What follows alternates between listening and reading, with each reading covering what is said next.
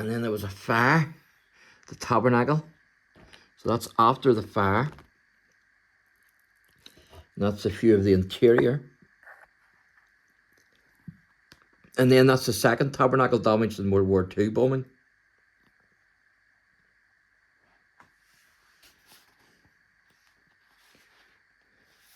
That's the third tabernacle.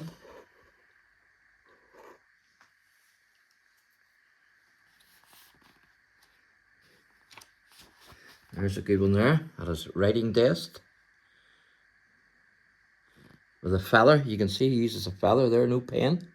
The feather is the pen. You dip it in ink. There he's there as well.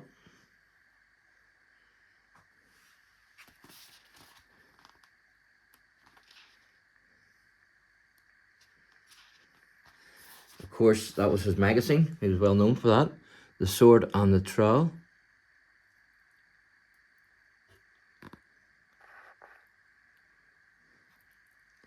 That's Spurgeon in 1870.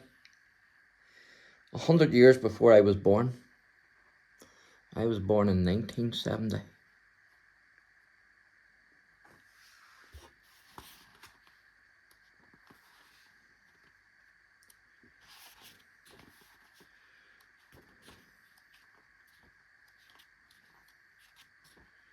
And then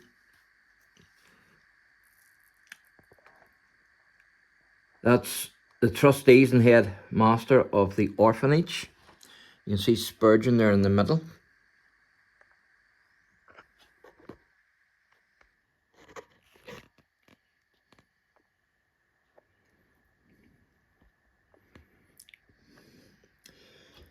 And it says there, see H Spurgeon and a group of orphan boys.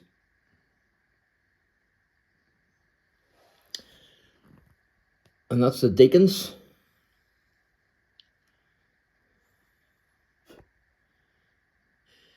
Spurgeon was not only a gifted man himself, he had many gifted men to assist him. Of his deacons, he said, deprive the Christian church of her deacons, and she would be bereaved of her most valiant sons. So that's pastors and deacons of the Metropolitan Tabernacle, 1878. Spurgeon in the middle.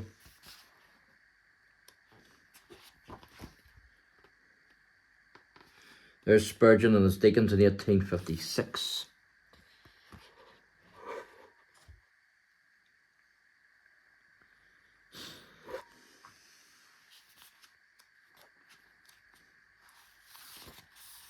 There's Spurgeon at his study. He's getting older, of course.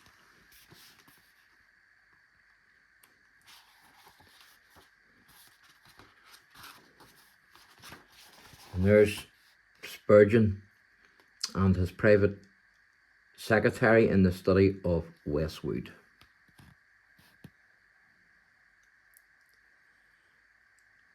He spent many hours in his library and he knew the value of good books. He said, the man who never reads will never be read. He who never quotes will never be quoted. He who will not use the thoughts of other men's brains proves that he has no brains of his own. Brethren, what is true of ministers is true of all our people. You need to read. And of course, the most important book that you can read is the Bible.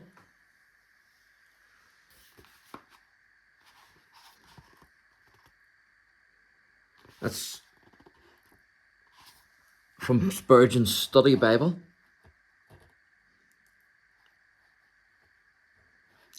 And the Bible was his favourite book.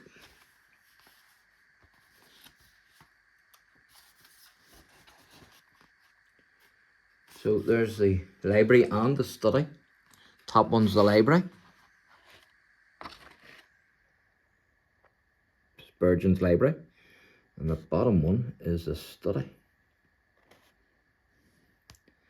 And that's a corner of the den showing some of Mr. Spurgeon's Puritans. So that was his Puritan collection.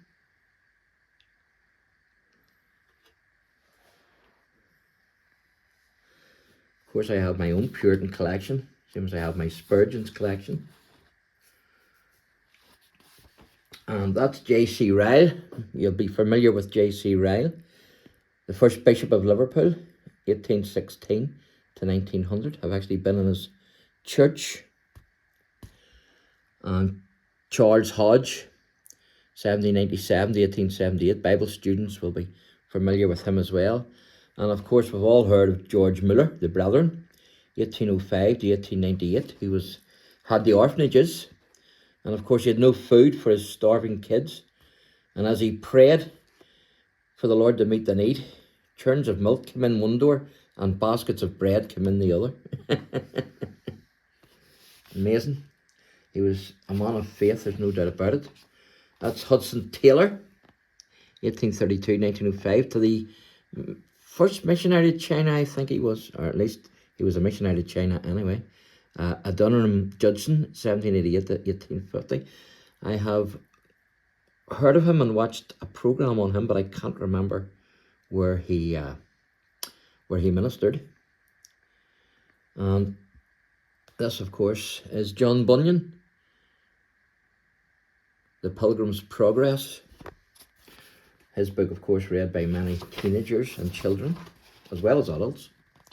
And then here we have Calvin, 1509 to 1564.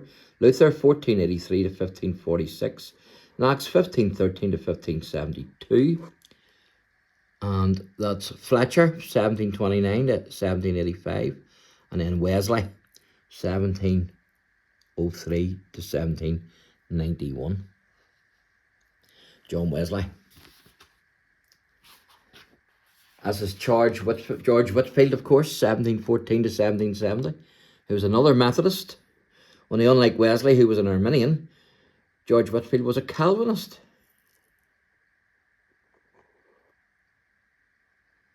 And then there's Spurgeon himself.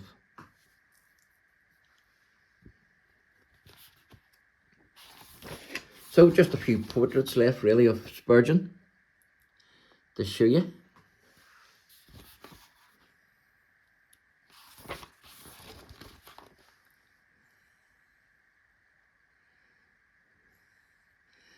That one there is the top one there on the right. Is, see, it's Spurgeon in his 39th birthday.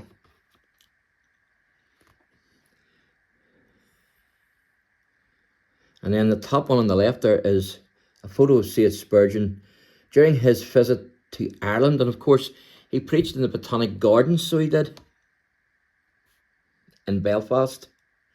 That bottom left hand is about 1870.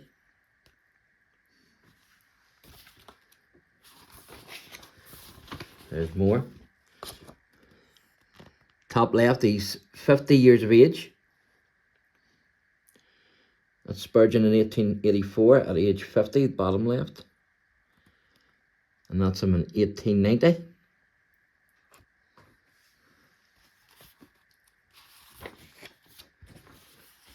And there's a nice one there of Spurgeon. During his frequent illnesses, and at the close of his life, Spurgeon spent a great deal of time at the town of Menton in southern France in the Mediterranean, as this was thought to be a healthy climate for his affliction of gout. So he suffered from gout, and that can be very painful. So this is him in the garden of Villa les Grottes, Menton.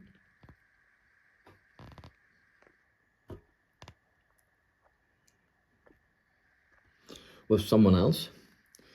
And that's in the garden of the Hotel Biography, Menton.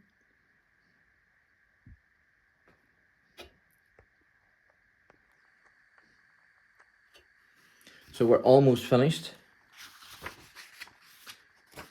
And that's the Menton Group, 1880.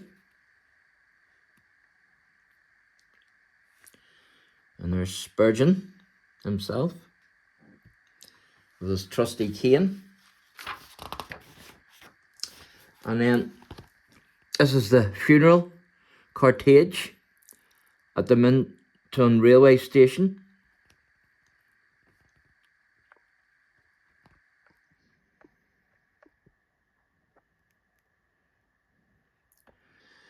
And then This is the olive casket under the palm branches in the,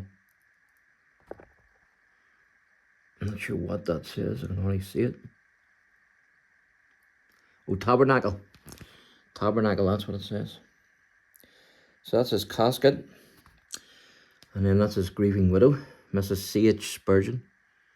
Mrs. Spurgeon in her tears watched him pass over to the celestial city, and fell on her knees and said, "Blessed Lord Jesus, I thank thee for the precious treasure so long lent me. Nay, be pleased to give me strength and guidance for all the future." It says at the top, at last, on the 31st of January 1892, after long suffering with a diseased body, he went the way of all flesh, so far as his body was concerned, but his spirit entered into glory. Isn't that amazing? It says, for the burial, his body was returned to England. The greatest crowds ever seen in the tabernacle were on February 8th, 1892. When the body of Spurgeon lay in state, some 60,000 people passed before the coffin, and a singular crowd again the next day. On the 10th, the day of the funeral, the building was filled overflowing for the sermon. Pretty amazing stuff. That's the olive casket.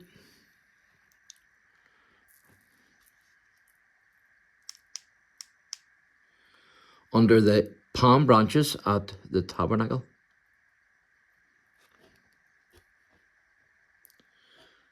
And then that's Pastor A.G. Brown delivered his address at the grave.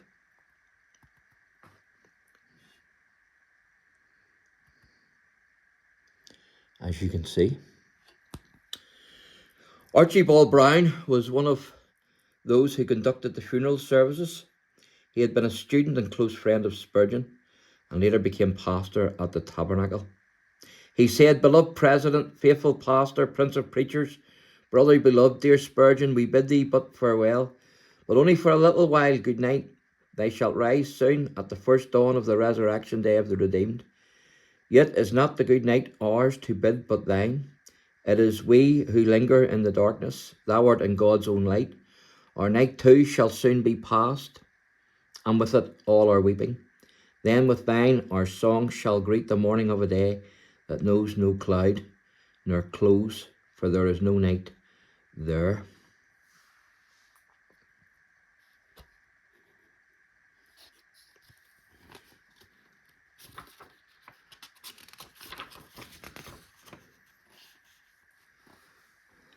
So that's the funeral cortege entering Norwood Cemetery.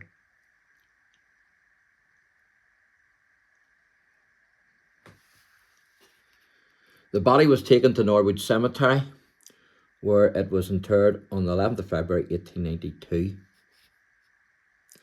A telegram from D.L. Moody was read, with the text quoted, "Jesus Christ, the same yesterday, today, and forever."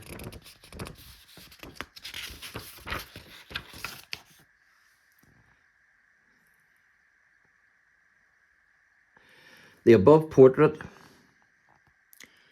of Mr. Spurgeon has been produced from the last photograph taken at Menton, January 8th, 1892. So that's the last photograph of him. And then that's a bronze statue at the Baptist Church House in London of Spurgeon.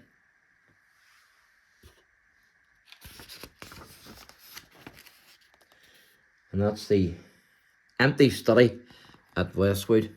And you can see the bust and the photograph there of Spurgeon.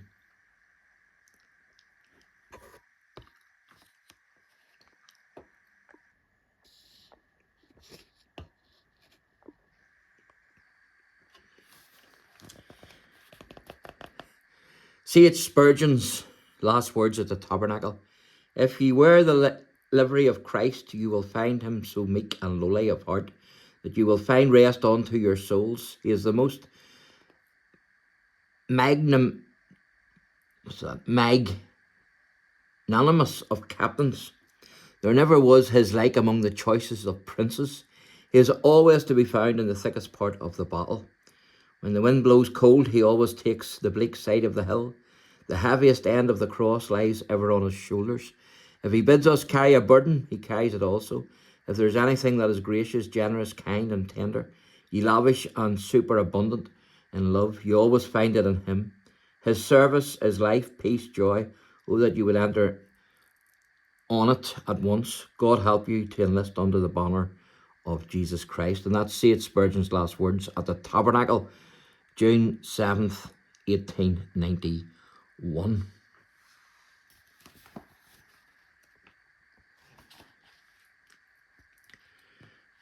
So there you go. That's a pictorial biography of H Spurgeon. Thanks for watching, and God bless.